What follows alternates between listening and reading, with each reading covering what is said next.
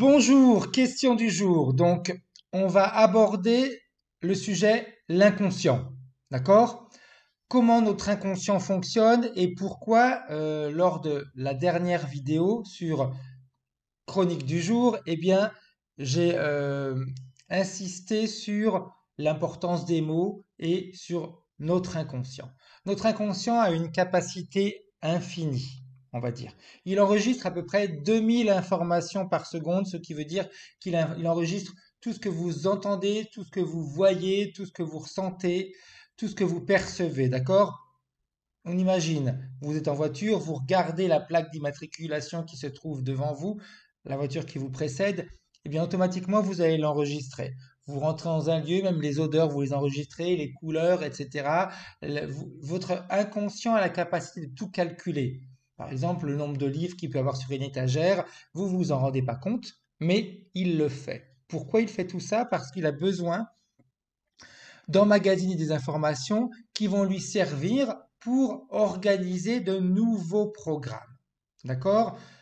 L'information, par exemple, de la plaque d'immatriculation de la voiture qui vous précède, s'il n'y a pas besoin de la garder, parce que ça va vous servir à rien, durant le sommeil, il va éliminer toutes les informations emmagasinées durant la journée qu'il considère inutiles.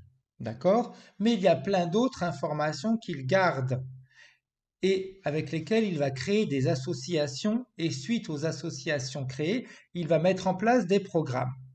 D'accord? Donc, si on vit une situation en réalité où on se sent bien heureux, joyeux, etc., lui, il va associer la situation qu'on vit à de la joie, à du bonheur, à un bien-être, et il fera en sorte que, eh bien, à chaque fois qu'on sera en relation avec une situation comme celle-ci, que ce soit une odeur, un geste, un mot, etc., qui rappelle cette situation, eh bien de nous remettre dans des conditions pour plonger de nouveau dans cette situation et vivre pleinement le moment présent parce que lui, il le considère comme quelque chose de positif.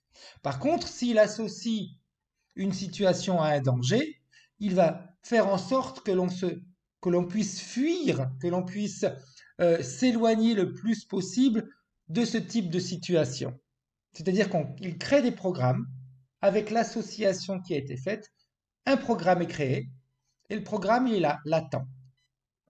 Et si on se retrouve à être confronté à la même situation, à une situation semblable ou avec des odeurs, des mots, des gestes qui peuvent nous rappeler cette situation, et bien automatiquement, le programme se déclenche.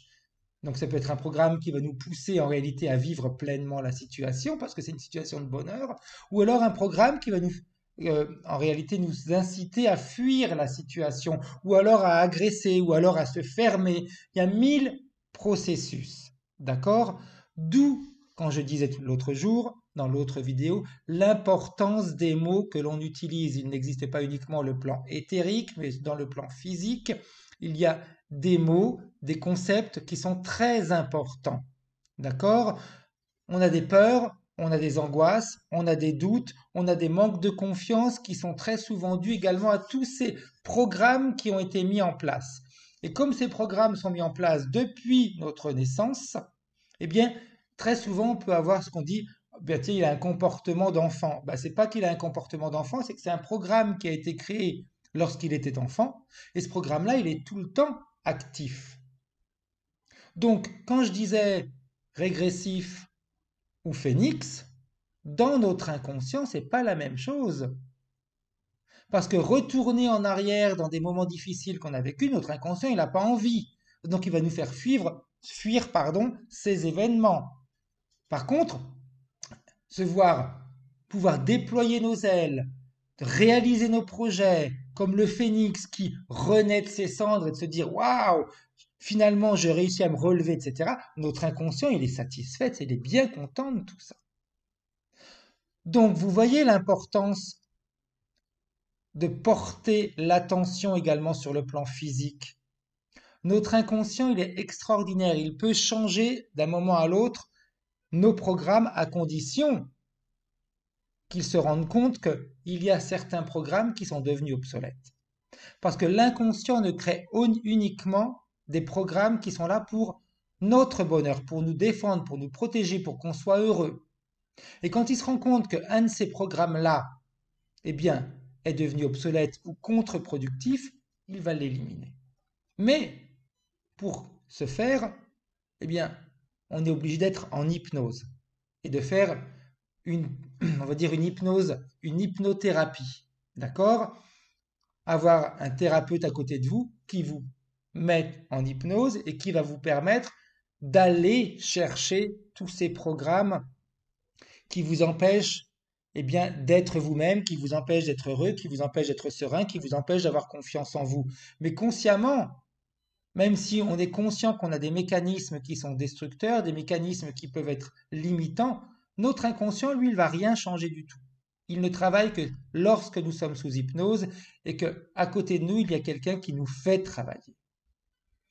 D'où l'importance, comme je disais, de faire un travail au niveau éthérique et de faire un travail au niveau physique. Si j'ai inventé l'hypnose éloi, c'est qu'il y a cette raison, ça permet d'établir un équilibre entre les deux sphères, éthérique et physique. Plan physique, plan éthérique. D'accord? Quand les deux plans sont en harmonie, eh bien l'évolution se fait hyper rapidement. Attention, les mots que vous utilisez, les gestes que vous utilisez, les concepts que vous avez dans votre tête très souvent appartiennent à vos parents, à votre famille, à des amis, etc. Ça ne vous définit pas, ça ne définit pas ce que vous êtes. Mais vous vous êtes construit de cette manière-là. D'accord? Très souvent, on est complètement différent de ce dont on nous a construit. C'est pour ça que l'hypnose, eh bien, elle va aller travailler avec votre inconscient et on va lui montrer qu'il a d'énormes capacités, des capacités de créer, des capacités de changer, des capacités d'évoluer, des capacités de s'ouvrir et surtout la capacité de changer immédiatement ce qui doit être changé. Exemple tout simple, si je travaille avec des personnes qui sont en surpoids et qui grignotent, qui mangent de trop, on sait très bien que si on est en surpoids, ce n'est pas toujours un problème hormonal, mais c'est également nos habitudes qui sont faussées, incorrectes. Eh bien, quand ces personnes reviennent me voir et qu'elles me disent le soir même, je n'ai plus envie de grignoter, les grignotages ont disparu du jour au lendemain dès la sortie de la séance. J'ai commencé à moins manger, j'ai eu envie de reprendre du sport alors que j'étais pas du tout sportif. Ça montre bien que votre inconscient peut changer immédiatement certains mécanismes. Et au fil des jours qui avancent, il procède et continue à changer d'autres mécanismes. Donc vous comprenez bien l'importance de faire attention à ces deux plans. J'insiste réellement, au risque de devenir lourd dans mes explications.